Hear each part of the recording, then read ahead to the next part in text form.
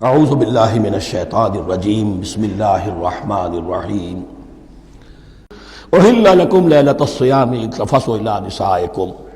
اب یہ ہے احکام کی آیت، بڑی طویل ہے، چونکہ یہود کے ہاں شریعت میں روزہ جو ہے شروع ہو جاتا تھا شام کو ہی، اور رات بھی روزے میں شامل تھی، تو تعلق زن و شو بھی نہیں ہو سکتا اور کوئی سحری وحری کا تصور نہیں تھا۔ جیسے ہی سوئے رات شروع، روزہ شروع، اب اگلے دن تک غروب آفتاب تک روزہ رہے گا۔ ہمارے ہاں روزے میں نرمی کی گئی ہے، ایک تو یہ کہ رات کو اس سے خارج کر دیا، روزہ دن کا ہے، اور رات کے وقت تعلق زن و شو بھی ہے، کھانا پینا بھی ہے، جو پابندیاں روزے کی ہیں وہ سب اٹھ گئی۔ لیکن ہو یہ رہا تھا کہ لوگ سمجھ رہے تھے کہ شاید وہی جو احکام ہیں یہود کے ہاں شاید وہی ہمارے ہاں بھی ہیں، اس لیے وہ ایسا بھی ہوتا تھا اپنے جذبات میں بیویوں سے مقاربت کرتے تھے، لیکن دل میں سمجھتے تھے کہ ہم نے غلط کام کیا ہے۔ یہاں اب ان کو اطمینان دلایا جا رہا کہ نہیں، احل لکم لیلۃ الصیام الرفث الی نسائکم، حلال کر دیا گیا ہے تمہارے لیے روزے کی راتوں میں اپنی بیویوں کے پاس جانا۔ ہن لباس لکم وانتم لباس لہن، وہ پوشاک ہے تمہارے لیے، تم پوشاک ہو ان کے لیے۔ بڑا بلیغ کنایا ہے یہ، جیسے لباس میں اور جسم میں کوئی پردہ نہیں ہے، لباس ہی تو پردہ ہے نا، لباس میں اور جسم میں تو کوئی پردہ نہیں، ایسے ہی بیوی میں اور شوہر میں کوئی پردہ نہیں۔ ہن لباس لکم وانتم لباس لہن۔ ویسے بھی انسان کے اخلاق کی حفاظت کرنے والی، مرد کے اخلاق کی حفاظت کرنے والی بیوی ہے، بیوی کے اخلاق کی حفاظت کرنے والا مرد ہے۔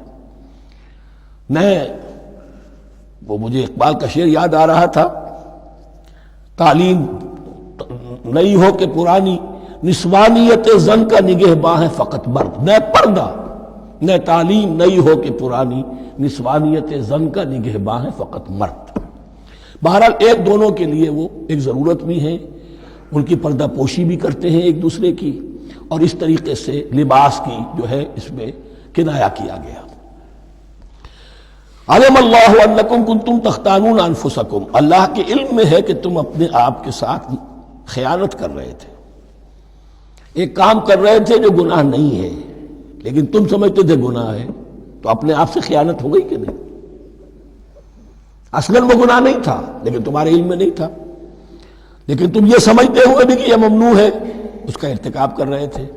علم اللہ انکم کنتم تختانون انفسکم فتاب علیکم، تو اللہ نے تم پر نظر رحمت فرمائی، وعفا عنکم، اور بخش دیا، معاف کر دیا، جو بھی خطائیں ہو گئی ہیں وہ سب کے سب معاف سمجھو۔ فالآن باشروہن، اب ان کے ساتھ جو بھی تعلق زد و شے ہے وہ قائم کرو۔ وابتغوا ما کتب اللہ لکم، اور تلاش کرو، حاصل کرو جو کچھ اللہ نے تمہارے لیے لکھ دیا ہے۔ کیا لکھ دیا ہے؟ ایک تو اولاد، تعلق زد و شو میں، اور ایک سکون ہے کہ جو اللہ تعالیٰ نے اس میں رکھا ہے، لِتَسْكُنُوا إِلَيْهَا، قرآن مجید میں یہ الفاظ آئے، ایک تسکین ہے، سکون ہے، اعصاب کا تناؤ جو ہے وہ اس کے بعد جو ہے اس کے اندر ایک سکون کی کیفیت پیدا ہو جاتی ہے۔ اور یہی اس میں حکمت ہے کہ حضور اپنے ہر سفر میں ہم ایک زوجہ محترمہ کو ضرور ساتھ رکھتے تھے، اس لیے کہ قائد کو، سپہ سالار کو کسی وقت بڑی ایسی یعنی پریشان کن صورتحال میں فیصلے کرنے پڑتے ہیں، جذبات پر دباؤ ہوتا ہے اور اعصاب پر دباؤ ہوتا ہے، تو ساتھ اگر کوئی اہلیہ بھی موجود ہو تو اس میں، اور اس کے بہترین مواقع سیرت میں آئے ہیں، وہ پھر کسی وقت میں بیان کروں گا۔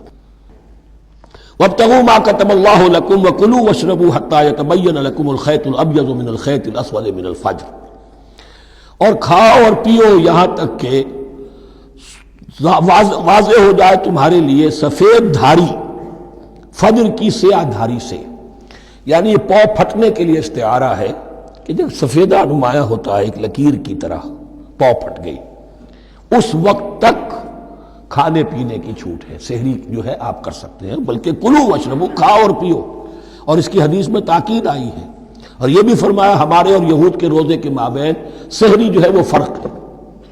تسحروا فإن فی السحور برکہ، سحری ضرور کیا کرو اس لیے کہ سحری میں برکت ہے۔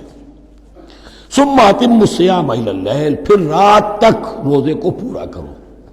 اب رات تک میں اکثر فقہا کے نزدیک غروب آفتاب مراد ہے، اہل تشیع اس سے ذرا آگے جاتے ہیں کہ رات کا لفظ آیا ہے تو ذرا اور غروب آفتاب پر چند منٹ گزر جائے، لیکن ہمارے اہل سنت کے ہاں غروب آفتاب جو ہے وہی گویا کہ یہ اس کی غایت ہے۔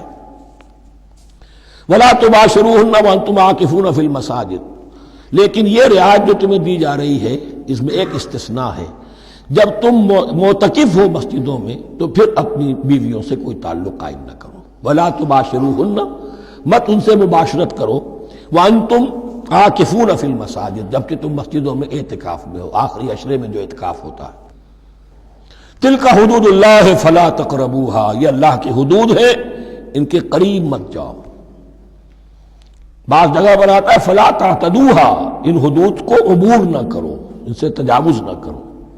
تو حرام تو یہی شے ہوگی کہ حدود سے تجاوز کیا جائے، لیکن احتیاط اس میں ہے to keep at a safe distance, ذرا دور رہو۔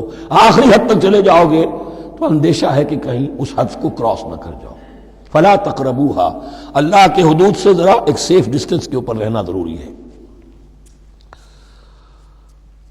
کذالک یبین اللہ آیاتہ للناس، اسی طرح اللہ تعالیٰ واضح کرتا ہے اپنی نشانیاں لوگوں کے لیے، لعلہم یتقون، تاکہ وہ تقوی کی روش اختیار کر سکیں، بچ سکیں۔ اب وہ لٹمس ٹیسٹ والی آیت آ گئی، تقوی کا ٹیسٹ کیا ہے؟ روزہ اس لیے فرض کیا کہ تقوی پیدا ہو جائے، یہ سارے احکام تمہیں دیے جا رہے ہیں تاکہ تمہیں تقوی پیدا ہو جائے۔ ٹیسٹ کیا ہے؟ تقوی کا لٹمس ٹیسٹ عقل حلال، یہ نہیں ہے کوئی نیکی نہیں۔ وَلَا تَأْكُلُوا أَمْوَالَكُمْ بَيْنَكُمْ بِالْبَاطِلِ، اپنے مال آپس میں باطل طریقوں سے ہڑپ نہ کرو۔ وَتُدْلُوا بِهَا إِلَى الْحُكَّامِ، اور اپنے مال کو ذریعہ نہ بناؤ حکام تک پہنچنے کا۔ لِتَأْكُلُوا فَرِيقًا مِنْ أَمْوَالِ النَّاسِ بِالْإِثْمِ، تاکہ تم لوگوں کے مال کو ہڑپ کر سکو گناہ کے ساتھ، وَأَنْتُمْ تَعْلَمُونَ، اور تم اس کو جانتے بوجھتے کر رہے ہو۔ جو شخص اس معیار سے تو اس سے باز آ گیا وہ ہے متقی۔ یہ لٹمس ٹیسٹ ہے، ورنہ نمازوں کی تعداد، روزوں کی تعداد اور حرام کھانا تو تقویٰ نہیں۔ یہ میں حیران ہوتا ہوں کہ اب اس پر کبھی غور نہیں کیا ہے لوگوں نے کہ یہ آیت کہاں سے آ گئی درمیان میں۔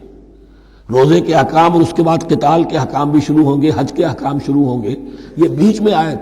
واقعہ یہ ہے کہ جیسے روزے کی حکمت کا نقطہ عروج کیا ہے، وَإِذَا سَأَلَكَ عِبَادِي عَنِّي فَإِنِّي قَرِيبٌ، روح انسانی میں ایک طلب پیدا ہو جائے تقرب اللہ کی۔